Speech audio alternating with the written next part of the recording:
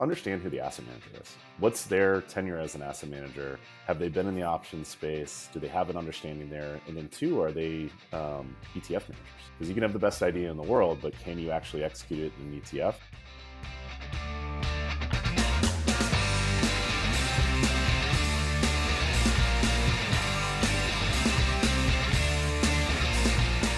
All right, joining me will be Cullen Rogers, Chief Investment Officer of Wedbush Fund Advisers and Portfolio Manager of the Dan Ives Wedbush AI Revolution ETF, ticker Ives, I-V-E-S, which is one of the top ETF success stories this year. So this ETF just launched in June.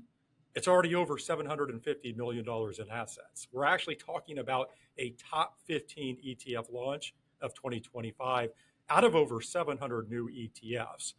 Now, I think many of you are certainly familiar with Dan Ives. He's the very well-known and often colorfully dressed Wall Street analyst. He powers the research behind the Ives ETF. But Cullen Rogers is actually, again, the portfolio manager on this. And so Cullen and I are going to have a full conversation around artificial intelligence. We'll certainly talk about the success of this ETF. And then we'll dive into the investment strategy behind it as well. Now, later, I'll be joined by Craig Ebeling, head of ETF Strategists at Fidelity Investments, who, of course, is a top 10 ETF issuer. And we're going to cover two different topics. So we'll first talk income generating strategies in a portfolio. Craig is going to offer some key considerations when looking at the three biggest and broadest income generation ETF categories, which are dividend-focused ETFs, obviously fixed income itself, and then options-based ETFs. And I would say given the Fed rate cut last week and the expectation for additional cuts moving forward, I thought it was a pretty good time to think about how you're approaching income in a portfolio. So we'll do that. And then we will switch gears and briefly touch on tax loss harvesting as well. So Craig will offer a few key tips here. As always, questions or comments, you can find me on X at Nate Geraci, or you can go to etfprime.com. All right, let me now welcome in Cullen Rogers, Chief Investment Officer of Wedbush Fund Advisers and Portfolio Manager of the Dan Ives Wedbush AI Revolution ETF, again, ticker Ives. Cullen, it is great having you on the podcast. Thank you for joining me. Thank you. It's great to be here. All right. So as I just mentioned, this ETF is one of the top new launches this year. And I think it's even more remarkable given that Wedbush Fund Advisers just launched its ETF platform back in February, because I think it's much easier to have a big hit when you already have an established ETF lineup, right? And a presence and distribution and all of those things. And so to start, I'm just curious, are you surprised at all by just how quickly this ETF has resonated with investors? Yeah, I mean, if we go back to when we were kind of crafting the idea of Wedbush Fund Advisers and Ives late last year, again, Dan is a brand that's beyond reproach. I mean, from a credibility standpoint, from what he's kind of called in tech over the last 10, 20 years, I mean, we knew we had the right, angle here with Dan, with his research, with kind of what he's proven out. But then again, it's the ETF world. Even the big dogs can go out and launch what looks like a really cool product and it falls on its face. So again, we had tempered expectations. We knew that Dan could earn us a lot of earned media opportunities to market this and has a great retail presence. So expectations were high. I don't think any of us had 750 penciled in the first 3.5 months. That's kind of knocking the cover off the ball, especially our first olive out of the jar here with Wedbush Fund Advisers. But again, I mean, I think there was a confluence of events here. You had kind of the lows of April with the whole tariff thing, and then kind of coming out of that, big AI trade moving in, a lot of announcements. Dan's on fire, I think, from being right in a lot of these calls where, a lot of institutional players haven't been on that same page. So again, extremely exciting, and we knew we had something, but I think this has kind of exceeded a lot of our expectations, and I think it's just the beginning. I think we've got a lot of runway here over the next year or two. And before we get into the ETF itself, I noted that Wedbush did just enter the ETF market earlier this year with this new investment management division. Can you tell us more about that? Yeah, I mean, when you think about Wedbush, it's a 70-year-old firm. We've got a lot of different articulation points within the world of finance, from investment banking, research, wealth, and I think it made sense to look at adding in an investment management, platform with public and private vehicles.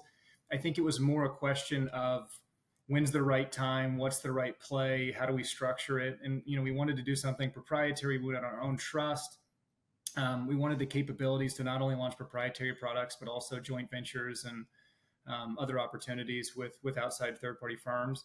And this kind of all came together in the last year as the right time, with not only AI and Dan, but I think if you're going to create an ETF platform, you've got to do it now, because in 3 or 4 years, there's going to be 7,000 ETFs with 1,000 closing every year in this revolving door. And so it's that conversation of, do you want to barge into a crowded room, even knowing that it's going to be tough because you have to? And I think that's kind of where we are. We know we want to be in this business. We know we have the right pieces in place at Wedbush and a lot of levers we can pull, and pockets of thought leadership like Dan and our research department. And so, and again, it's all about being methodical. You get that with a 70-year-old firm, very disciplined and kind of timing things in the right way, as opposed to rushing. But this was the right time. We've got Ives out. We have more in the pipeline. And the idea here is to create a platform people can see, know, trust. We don't want to fit in a box. So we're going to have a lot of different strategies and different types of investments, but building out a platform that people can lean on and know that it's differentiated product set and doing things the right way. All right, so let's do this. Let's first go through the Ives ETF itself, and then I would love to go into at least some depth on the investment thesis around artificial intelligence and perhaps what most has your attention right now. But in terms of the ETF, this is index-based, right? 30 names. And the way I view this, you're really bringing Dan Ives' research to life here. And so talk more about what is actually going on underneath the hood.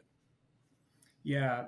When we were first talking about this, we knew we wanted to work with Dan. We knew we wanted to focus this in tech and AI. The question was the permutation. As a research analyst, there are limitations in how he can flow into an investment advisor and information barriers and that such. But we wanted to use that thought leadership and intellectual capital from Dan. And so when Dan came out with this AI 30 list, which is a list of the 30 names that he thinks are the best and brightest ideas in AI across the entire ecosystem, we decided that we were going to take that list, pull out the names, and then wrap a passive index structure around it with our third-party index provider Solactive. So we take his research, we pull out the names, wrap a rules-based structure around it. And so the idea here is that I don't know, and I don't think a lot of people other than guys like Dan have a very strong lens on where AI is going. We've got, it's moving so fast that I think in 5 years it will be a very different landscape than it is now. And a lot of these passive plays out there right now are just classification screens or, simple, rule defined indices. And the idea here is that Dan is that classification scheme, and that Dan can move the constituencies as this industry and ecosystem evolves. A whole other silo of AI could pop up in the next 3 years that becomes 30-40% of the entire ecosystem. A lot of these other plays will miss it. And so the idea here is that it's a living, breathing document based in Dan's research. And then we wrap it in a passive index that I think has a really logical, normalized weighting scheme, a rebalancing schedule, and all of those, I think, pieces of a passive index that give you comfort from a long-term standpoint, from an investability standpoint, from a risk standpoint. And so we're trying to walk that line between active and passive. So we suck out the live, in the weeds analyst, information from Dan, and then we wrap it in something that's easily investable and understandable. Was there any thought at all of just having Dan actively manage this ETF, or does that go back to what you were alluding to before, which is sort of this wall on the research side and trying to figure out how to make that happen from an advisor perspective? We kicked around a lot of permutations. I think that was discussed, but in the end, there is, a beauty to the independence of a research analyst. They are in it to provide unbiased analysis from their perspective. And I really wanted Dan to stay in his lane. I want him to do what he does best. And what he does best is analyze the tech market and really all markets, but I mean, specifically tech. And so permutations were kicked around, but in the end, we wanted to lean on what he's been doing so well for his entire career. And the reason why he's on Bloomberg and CNBC every day, which is his research. And so it all kind of fell back to him doing what he does best, staying in his lane, and not entering into a whole other type of operational ecosystem that he hasn't done before, and trying to keep him as focused as possible on the research, on the names, on the space, and on tech, so that we could do all the rest and streamline that process from an operational standpoint. In terms of the companies that go into this index, and we don't have to go into great detail here at the individual stock name, but I'm just curious, high level, like what are the primary characteristics of the companies that go into Dan's AI 30 research report? And it's funny, I've seen him say things like, just because a company says AI on a conference call, that doesn't make them an AI player, right? He's talked about, obviously, AI, that's not just the Mag 7 names. It's really trying to identify companies that go beyond that. I'd just love to have you just talk more about that, the specific companies that this index comprises. So when we think about AI and the way that Dan talks about AI, you have this tip of the spear, right? The big dogs, the Mag 7s, the Googles, the Metas, the NVIDIAs. But I think where Dan's really trying to focus is not just on this top level, everybody knows them names. I think he's really trying to look through the entire ecosystem to find out how these big companies may ripple down 2 or 3 stages from a derivative standpoint of revenue down to deeper levels of the economy. And when you zoom out just a little bit, the AI 30 and the whole research report, the design is to give you full exposure to the AI ecosystem, not just software, not just chips, not just the top line kind of thought process when you think about AI, but to go 1 level deeper, or 2 levels deeper, or 3 levels deeper. And so when he's looking at this, he's trying to identify the most impactful companies, whether they're producing chips or whether producing power to fuel the data centers or wherever it may be, to give you comprehensive coverage. I think a lot of other indices or even active space managers are trying to kind of focus on these high level headline type names without maybe looking through all the way below, which is changing all the time.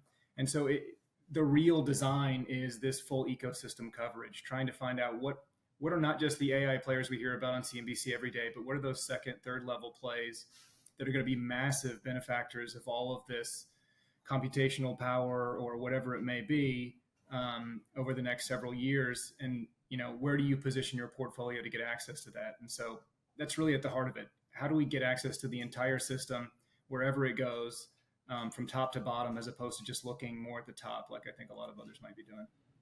In terms of the overall investment thesis around artificial intelligence, it's funny. I feel like there's been at least a little bit of debate on this podcast. I've covered this topic, obviously, because it's so prominent over the past couple of years. And the way that I would lay this out for you, Cullen, is my sense is that most investors have at least some appreciation for what's occurring here, right? I think most people get that AI is truly a game changer.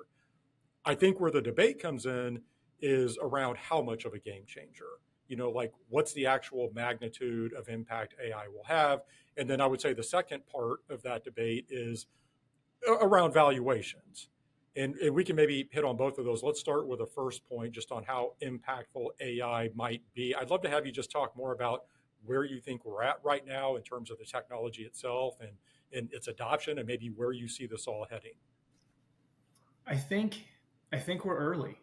I think it's happened so fast. I mean, I think it's difficult to think about this in comparative terms, because if we go back to the late 90s with the internet starting to embed itself in commerce, I think only 40-50% of the population had a computer in America. It's completely different now. Everybody has a smartphone, which is an access point to all of these different AI tools. Everybody has a computer at work. So the speed and the rate of change at the adoption, I think, is going to blow. It's already blowing our minds, but I think it's going to continue to accelerate over the next 3 to 5 years.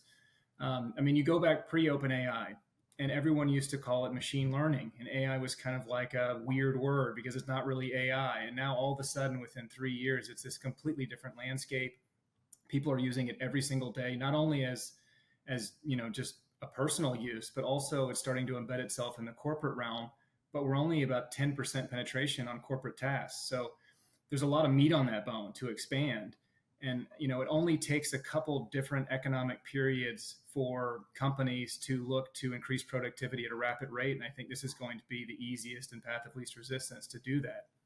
And so I think there's a confluence of events here. You've got AI coming out, you have everyone with ready tools to use those products. And then I don't know where we go with quantum computing or how quickly that arises, but it sets the table for a very interesting next 10 years. And I think we're in the early innings, second, third inning, as I think Dan says. And again, where this evolves and where it goes, I think is going to be difficult to predict because, one innovation can completely shift the entire scope, scale, and trajectory of AI. But in my opinion, and we can get into the valuations in a second, but I'll lead into it. I think it's very difficult to value stocks that are at the leading edge of innovation. There's always going to be a massive growth premium on it. And so that's what you're getting now is this back and forth on the institutional market. We saw it with NVIDIA. It was valuation, and now the PE is pretty normal. So we'll see how it plays out, but it could be very possible that we started to see some trickling in of profits from AI CapEx last earnings cycle. The valuation question could become a completely different conversation within a couple of years, and there will be exceptions. But I think when you're dealing with game-changing technology, with an entire ecosystem that could change the fabric of how we live our daily lives or our lives at work, you have to look through that a little bit to, what does the next 5-10 years look like rather than, what's its PE ratio relative to Exxon. It's just a different world, I think, when you're looking at the growth potential of these companies versus a lot of other more standard traditional business lines. We'll talk a little bit more about that because, again, I think most investors, and you just laid it out very well, they get this AI revolution. I really believe that. But the debate, I think, focuses on valuations. And again, there's definitely a camp of investors who they think this entire AI story is overbaked, at least from a valuation perspective, right? They believe valuations are overextended.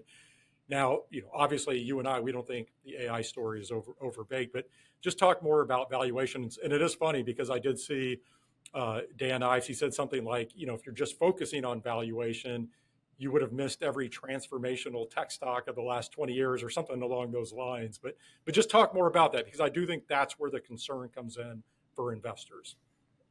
I think the way that Dan puts it is completely true.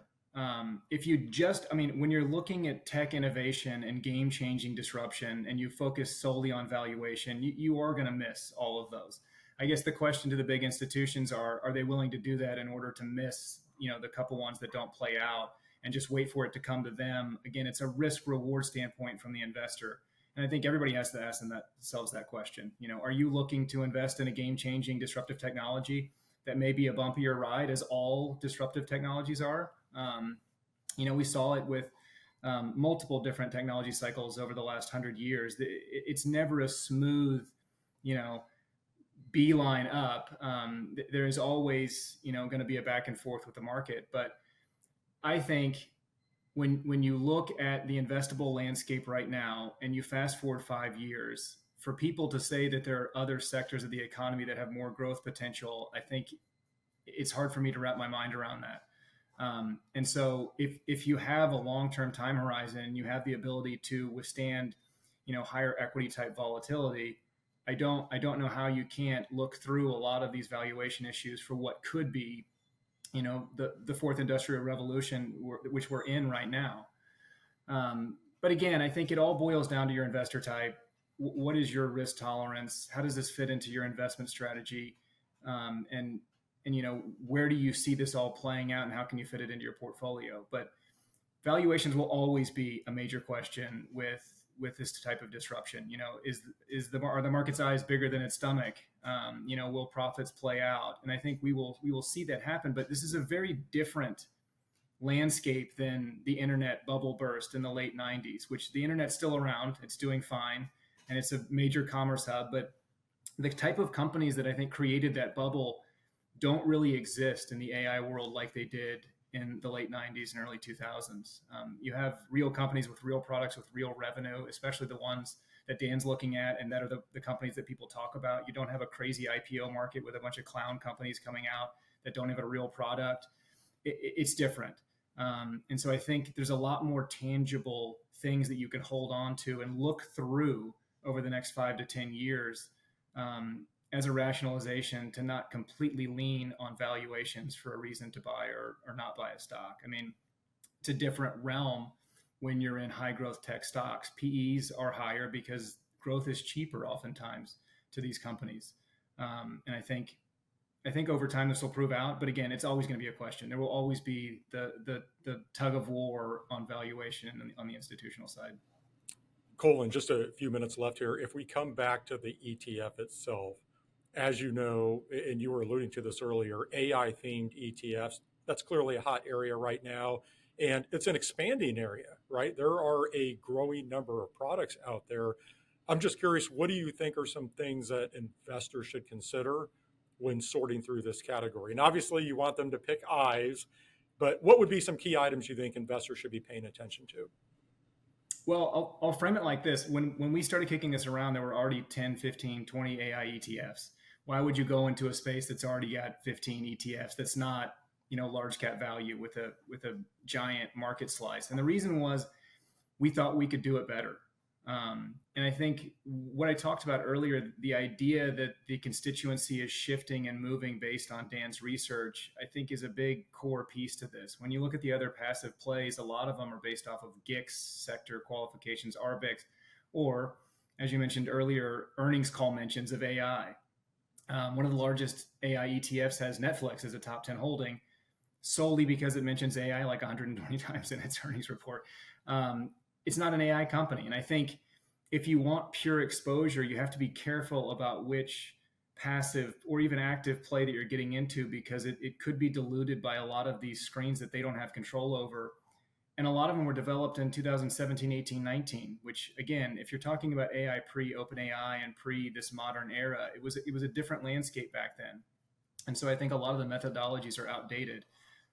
You get a lot of assets in plays that I think were built prior to when we really figured out what AI was and how to invest in it and how to structure a portfolio properly to get all the right exposure. Because if you don't have full ecosystem exposure, I think you're doing yourself a disservice. And I think this has to be thought of as a real industry in and of itself, not just NVIDIA and these top players in the software and LLM space. It really will become an entire branch of the economy. And that's what we're really trying to do, is give investors access to not only the entire ecosystem, but also to this moving element of it, where we can leverage Dan's research to move the portfolio where AI may go. And again, I think it's going to go in a lot of directions. And so I think that's a really valuable piece, is that it can be nimble and evolve as AI does. Well, Cullen, really appreciate you taking the time this week. Excellent job explaining everything here. Congratulations on all the success with this ETF. Certainly wish you more success moving forward. But thank you for joining me this week. Absolutely, Nate. This was great. Thank you. That was Cullen Rogers, Chief Investment Officer of Wedbush Fund Advisers and Portfolio Manager of the Dan Ives Wedbush AI Revolution ETF.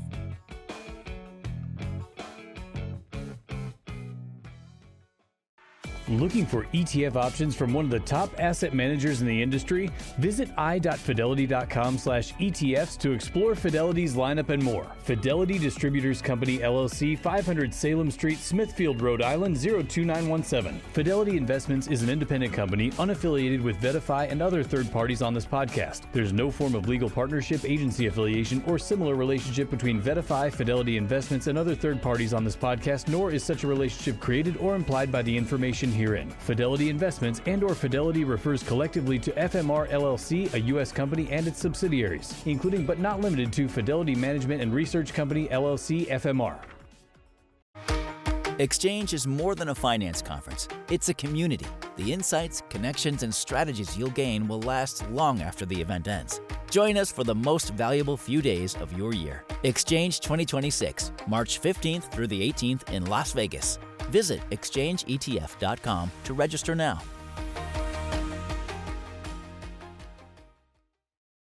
At Lazard Asset Management, we look beyond what the world sees today to help our clients achieve their unique financial goals. Our powerful suite of active ETFs reflects decades of experience from our specialized investment teams and a commitment to delivering results. Experience the power of active investing with Lazard. Visit lazardassetmanagement.com to learn more. The Lazard ETFs are distributed by Foresight Fund Services, LLC.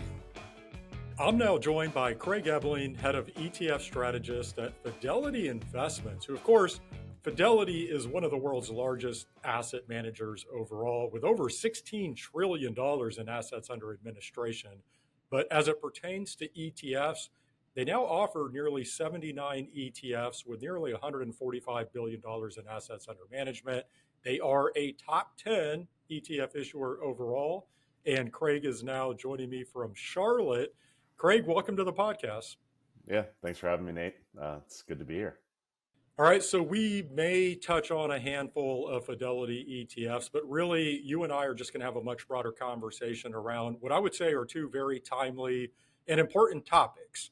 And those are generating income in a portfolio and tax loss harvesting, which I would say tax loss harvesting is always important, right? Though I do think we tend to see an even greater focus on this towards the latter part of the year. So we'll touch on that here in a bit. But on the income generation topic, we just had the Federal Reserve cut interest rates 25 basis points last week. The expectation is for additional rate cuts moving forward. And so I think that brings income generating strategies front of mind for investors and advisors, right? If rates are going down, what does that mean for how they approach income in a portfolio? And so let's start there. And I guess first, do you want to just briefly set the table with sort of the broader macro backdrop following this Fed meeting, and then we can get into some different ETF categories?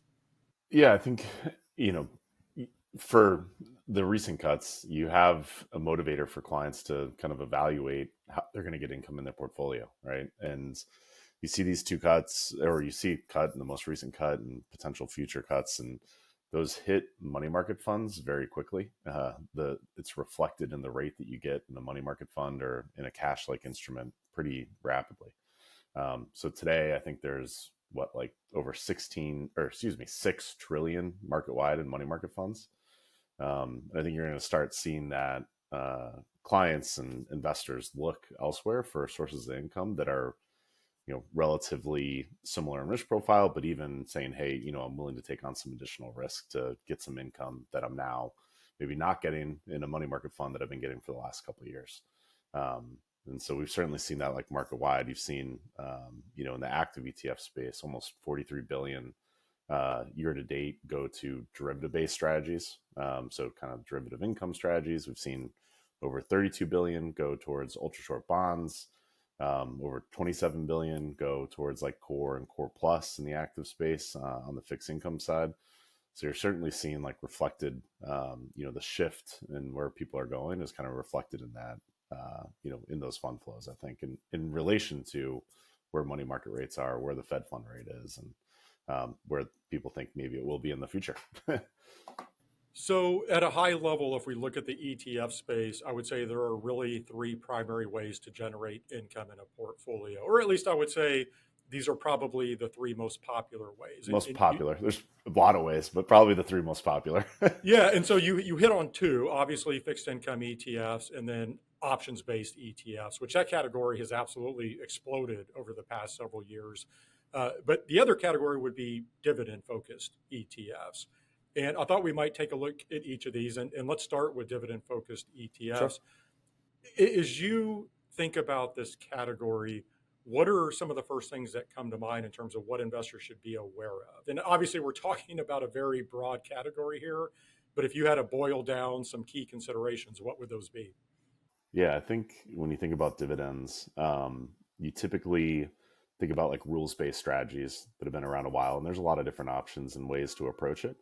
What I always want to consider when looking at anything that's looking at dividend yield is what's the underlying starting universe, or like, where are they playing in? And so call it large caps. And if I want large cap dividend exposure, I don't want to do that while sacrificing my price return. And we've seen that, or, introducing some sort of idiosyncratic risk. And we've seen that a lot of times where, you have a rule that's set, or rules are that you've set to kind of capture dividend yield, but then it ends up tilting you towards value, or tilting you towards small caps, or towards a specific sector or certain securities. And you're introducing, while you're looking for yield, you're introducing a bunch of risk that may be intentional or not intentional. And so when evaluating strategies, I want to consider, what else am I getting? I'm getting dividend yield, but what else am I getting as a part of that? And you saw that in 2023, right? Where a number of dividend strategies, their total return was like 4%. And it was all yield. They had 0 or -% price return because, what happened in 2023, largest portion of the market did really well, crushed the rest of the market. And if you were searching for yield and going down the market cap spectrum as a result, you underperformed pretty heavily, just trying to get yield. And so I think keeping that in mind and being, searching for yield, but also keeping in mind some qualitative things like, payout ratio, right? Like we always think about that when we look at dividend yield. Like, can they actually afford to pay their dividend? Am I going to overweight a company that then cuts it the next year?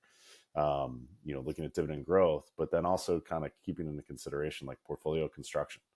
You want to set rules, but then you also want to do that within a construct, a risk profile. And so Fidelity, we try to keep that in mind and not tilt too far into a specific sector, security, or size, and introduce kind of this unintentional risk that you see a lot of times in these factor-based strategies, like a dividend yield strategy. It's really a great point. Digging in. Yeah, I mean, I think it does get down to unintentional factor tilts, and you may be chasing yield and not realize what else is coming alongside of that.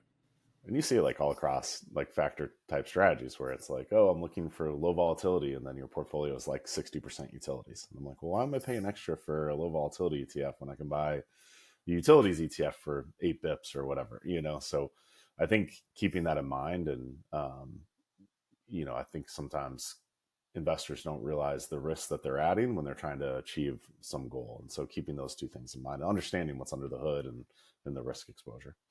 Okay, so that's dividend focused ETFs. If we move over to fixed income, the way that I would lay this out, Craig, and I've talked to a lot of investors and advisors recently who they've sort of thrown up their hands and they've just decided to park in high quality, shorter duration bond ETFs or even money market funds, as you were alluding to earlier. And the reason is, on one hand, I do think there's some fear that inflation could reaccelerate and maybe rates could spike back up. But on the other hand, there are worries over the labor market and the economy slowing down. And so they want to avoid credit risk. It's almost like the same dilemma the Fed has. And so I think fixed income is a real challenge for investors and advisors. How are you thinking about this category right now? Yeah, we like intermediate currently. I think, the Fed can control kind of the short part of the curve, but they can't control really the longer part. So I don't think it makes sense to go really long. But intermediate to short, I think there's opportunity. And especially as clients have different, investors have different risk appetites for duration and credit, you have a lot of options there. But I think the most important piece for me and probably for us at Fidelity is to be active in that space. Whether you're going for intermediate, 6-year duration, intermediate core plus type exposure, or even 2 years, less than a year type of exposure, I think you want to be active. And the main reasons is you want to be able to monitor risk daily, one, right? You don't want to be beholden to an index that weights based on debt, right? Like you think about the S&P 500 or any index and they market cap weight. And so there is some sort of thesis though, or some backing to say, all right, this company is the largest company in the S&P 500. It's grown, its price has grown, its market cap has grown for some, pretty fundamental reason.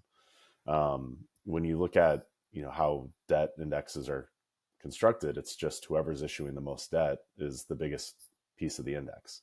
And so as a result, when you're managing a passive bond ETF, you're essentially just loading up on whoever's issuing the most debt or some sample of that. And so what you're getting is the debt market, and then you're pricing everything in an ETF structure at the median of the bid-ask spread. And I think with active ETFs, whether it's an intermediate with like a Fidelity Total Bond, FBD, it's the largest core plus bond ETF, and 10-year track record and all the accolades you could want there. But when you have something like that, you're basing your bond selection not on whoever's issuing the most debt, but by different alpha levers, right? You're doing credit research, you're doing asset allocation research, sector research, yield curve. Even if you are effective, duration neutral, you can still look at the shape of the yield curve and decide how you want to get to 6 years duration. You don't just have to take the average, right? The ag is just everything averages to 6, so that's what you get. And so you can make those decisions to improve the portfolio position, potentially add alpha, but then also you have the ability every day to negotiate the price you pay for bonds and monitor risk, which is, if you're going to go into fixed income, I want yield, but I want risk-aware yield. And so I think that's, doing better research, executing at potentially better prices, and being able to monitor risk on a daily basis is a huge step up compared to accepting all bonds at median of bid-ask spread prices. And so whether, clients are comfortable taking a little bit more duration and getting to 6 years, or if, they want to take that first step out and be, a year, 2.5 years of duration, I just think it's important to trust it with an active manager. Well, and I would say you mentioned the flows into active ETFs overall earlier. Clearly, a lot of investors are agreeing with what you're saying there. Yeah. And it's like 10% market share, I think, right now, active ETFs, and they're taking in this year about 37% of fund flows in the ETF space. So it's just growing rapidly because there's more options. And also it's, we think it's the product offering in the ETF space has evolved, right? There was a rule change in 2020, and it just allows us to do more in the ETF structure. And you're seeing, investors take advantage of that. Well, and as I was mentioning as well, you certainly have a camp of investors who have just thrown their hands up and said, you know what, I'm not even going to try to figure out what's going on here. I'm going to park in shorter duration products. But you have another camp of investors who clearly they are comfortable maybe taking on some credit risk, taking on some term risk, but they need an active manager in the room, right? They're not comfortable doing that on their own. I've talked a lot in the past about how I think in general, investors and advisors are much more comfortable with equities versus fixed income. And so when you get into the fixed income market, having that active manager can bring a lot more comfortability. Lastly, in terms of income generating strategies, let's talk about options-based ETFs. And as I mentioned earlier, this category has absolutely mushroomed over the past several years. And I want to ask you two questions here. So first, just how you think about options-based ETFs in the context of a broader portfolio, like how you think these should be used. And then second, maybe you can walk through some key considerations here as well, like as investors evaluate their options, which no pun intended there. Yeah. Look, this category has mushroomed. There are a lot of products out there and definitely some big differences depending upon the type of strategy being used. So I'd love to hear how you think about that as well. Yeah, I think you've seen that big, the growth, saying like 43 billion year to date, and just in the active ETF space, like more than core bonds, more than large growth, or even large core. So growing rapidly. And, there's a few reasons I think behind the growth, and based on options-based strategies is very broad, but we typically see it kind of used in three categories. Hedging against downside, using puts to hedge against your downside and participate in the upside. A buffered strategy where you're using calls and puts to maybe smooth the ride if you think it's going to be volatility, to lessen the volatility. And then where we're seeing a ton of activity, Fidelity and across the market, is in income, using calls to generate income in your portfolio. The reason being, I think, or why we've seen that growth is you had 2022, I think, on the hedged and the buffered side, where we see the growth there is you've seen a higher correlation between corporate bonds and equities. And in 2022, we all know both went down, right? Your fixed income portion wasn't the ballast to risk that you were taking in equity that you thought it would be.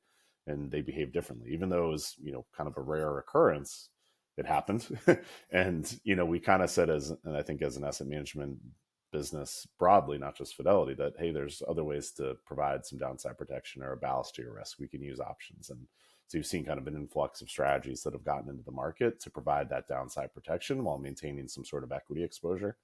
And then as you've seen rate variability and people are looking for rates, and you've seen credit spreads really tight and things like high yield that were traditionally like higher yielding, and maybe the risk there wasn't worth it, you said, hey, we can generate income using calls.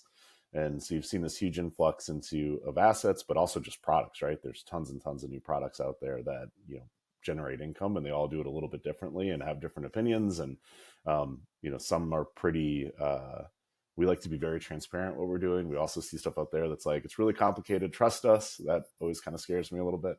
But so we can go through how we do it. But so I think, long answer to your question is, I think where we're seeing them used is as a replacement for some of the areas where they typically would get traditional yield or traditionally make some downside protection. And we're seeing that, you hear the term thrown out there a lot of like the 60-20-20 instead of a 60-40. And I don't know if I'm all the way there or really have an opinion. It's really about the investor's risk profile and their goals. But I think that's where you're starting to see some of these strategies used as a complement to what they're doing in equity, as a complement to what they're doing in fixed income, and is kind of a new category, I think, that's taking assets from equity and fixed income. But there's no, I have no prescriptive answer really there. Unfortunately, I think it's really dependent on each client's, scenario, their comfortability with risk and how they want to approach their portfolio. But obviously they're being adopted, right, and being incorporated into portfolios. And I think the last 12-month average yield on, and this isn't just us, but on average derivative income type strategies, is about 8%.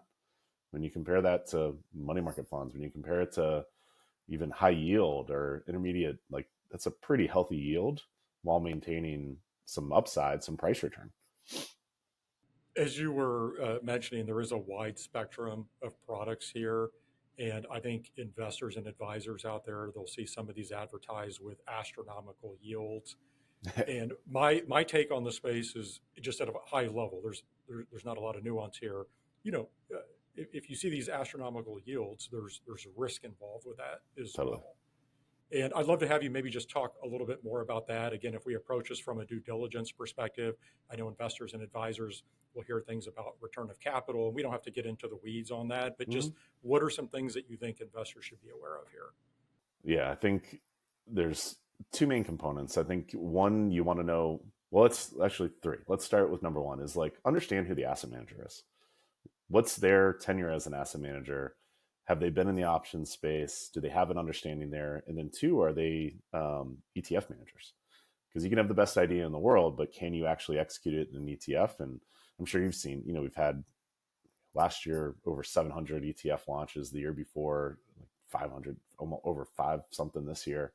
I think the average, 5 years ago was like 50 to 75 a year. So we're seeing this huge influx of ETFs, but also ETF issuers. So what I kind of always think about is, you can have a really good investment idea. And I think what you're seeing is a lot of asset managers that are like, all right, we're going to launch an ETF. Like everyone's doing it. We're going to get into the ETF space. But you want to ask, like, do you have the people, the technology, the processes to be able to execute this good idea well, in good times and in bad times, right? And I think the quality of the ETF issuer is important as you're seeing more and more people enter that market, because they're certainly firms that are like, hey, we're dedicated to the ETF space. We have the people, we've built the technology, the support, the back office, support to be able to support this business. And then I think you have a number of like ETF tourists that are like, hey, we're going to do this part-time and see if it sticks. And then maybe we'll put some more money into it. And so that's question number one I always ask with any ETF, right? Is like, are they real ETF issuers? And then on the option side too, I think it's important to understand what the core portfolio is. So like, what's your starting market cap exposure? Is it defensive? Is it the S&P 500? Is it, something more aggressive? So understanding what the core equity exposure is in these type of strategies is important, because it will affect your outcomes. You see some more defensive strategies that have lagged, on recoveries from April to present because they were way more defensive and have negative price return, frankly. So that's important, starting with a strong core. And then two is understanding how they're applying those options. When you see astronomical yields, like that kind of gives me red flags of like, okay, you don't just get that, right? There's the other side. There's a risk piece that you're taking to achieve that. And I think you want to understand what the risk profile really is, and is it appropriate for your client, or for your portfolio. I think there's elegance in simplicity, in the design of options. Like I was mentioning earlier, you see a lot of strategies that are really, really complicated, and it's a lot of like, hey, trust us, we got this. That scares me a lot. Like, people should know what they're invested in. They should understand it. And so I think you need to understand how you're generating income. And then what gets overlooked, I think, specifically in the derivative income space, is how is that taxed? How are you going to be taxed on that income? And because there are a lot of different designs in these strategies that influence your after-tax yield. And so you see a great yield, but is it taxed at ordinary income? Is it taxed at long-term, short-term? Like, how is that actually designed? And so we think, at Fidelity, we've done a pretty thoughtful job there. We certainly weren't first in the space. We're a little over a year track record, but have grown quickly because I think we listened to our clients and tried to get it right, in response to feedback from our trusted clients. All right. So I think some very good tips there across the three major income generating categories in the ETF space, and dividend focused ETFs, fixed income, obviously, and then options based ETFs. I'm going to switch gears on you now with our remaining time. I actually want to talk a little bit about tax loss harvesting. And as I mentioned earlier, Craig, this is always important, but it does seem to receive a lot more attention towards the latter part of the year. I think especially as you get into Q4. First, do you want to just explain what tax loss harvesting is and why it's important? I think most investors understand this, but I always want to make sure we cover the basics. Yeah. Essentially, I think, in the ETF space, like you said, we see it done a lot in the fourth quarter as people are kind of planning towards the end of the year. But it is important to stay vigilant throughout the year. There's you can go through history, and any up year has a period where there was a drawdown where you have an opportunity to tax loss harvest. And I'll preface this by saying I'm not a tax expert, so consult your tax expert or your CPA that you work with. But there are some general kind of guidelines that we see, or typical use cases that we see, among our clients. But the main overview is, you essentially, if you have a security that's down, you can sell that and replace it with a reasonably similar investment. You want to do reasonably similar because you want to avoid wash sale rules. Those rules are somewhat vague. So again, there's different kind of guidelines, like overlap thresholds, 50%, 60%, 70%. I've heard a lot of different things. So, talk to your tax person on what they suggest. But you can use that capital offset then or that capital loss to offset a realized investment gain on other investments. And I think a key piece within tax loss harvesting is that, specifically with ETFs, you tax loss harvest based on price return, not total return. So we were just talking about derivative income. Total return, a lot of those strategies are up year to date. But I think I pulled it yesterday, there's 585 ETFs that have negative price return year to date. Probably a little surprising when you think about the market this year. A large number of those are derivative income strategies that have yield. They have positive yield, but their price return is negative. Also some strategies in munis, loans, on their total return positive, but price return is negative. And I think the benefit for clients, or why you would do this, is less of your investor dollars, go towards taxes while still putting money to work in the market. And obviously you have to consider long-term versus short-term, and short-term kind of being anything year to date. But one of the other benefits of this is that, if you harvest more losses, your losses exceed your gains in a year, within short term, you can offset up to $3,000 of ordinary income or carry forward losses into the next year. You think about like 2022, right? Where a lot of people could carry losses forward because it was such a tough year. So hard to see the silver lining when markets are down or you have an investment that's down, but certainly an opportunity to take a loss, offset some gains in taxes, but also stay invested while you're doing that. And so, as you mentioned, Q4, we see a lot. Q4 has like the majority of ETF trading is done in Q4 for exactly that reason. We see. I think it's an excellent point regarding the price return versus total return. I don't think some people are aware of that. Just a couple of minutes left. Why do you think investors and advisors in general tend to wait to Q4? I mean, I think we would all agree you should be vigilant all year long. I think particularly if you have a big downdraft in the markets, that could be a good point of time. But is it a psychological component, or do you think there's more to it than that? It's got to be psychological. I mean, we did see a lot of tax loss harvesting happen between February and April of this year, and some repositioning going on. But I think it's almost like a calendar reminder, right? Like it comes up in the calendar, like, all right, let's see what I can do towards the end of the year. And I think that's part of it. And then I think, a lot of clients, a lot of advisors, I think, do their year-end meetings or, their annual kind of client meeting with their clients towards the end of the year. And it's like, okay, before I meet with them, I better, do this, check if I can tax loss harvest anything. But again, I think it's important to be monitoring it year round, and there's opportunity throughout the year, right? Like right now, things look pretty good if you look year to date, but there's this February to April event that happened that you had some really good opportunity to maybe take some losses for your clients. So vigilance, I think, is important. But again, Q4 seems to be the time we see it done, but maybe this will help. Well, Craig, excellent insight this week, just full of wisdom on both income generation strategies and tax loss harvesting. So I appreciate that. Thank you for joining me. Yeah, thanks for having me. This was really fun. That was Craig Ebeling, head of ETF Strategists at Fidelity Investments. That'll do it for this week's ETF Prime.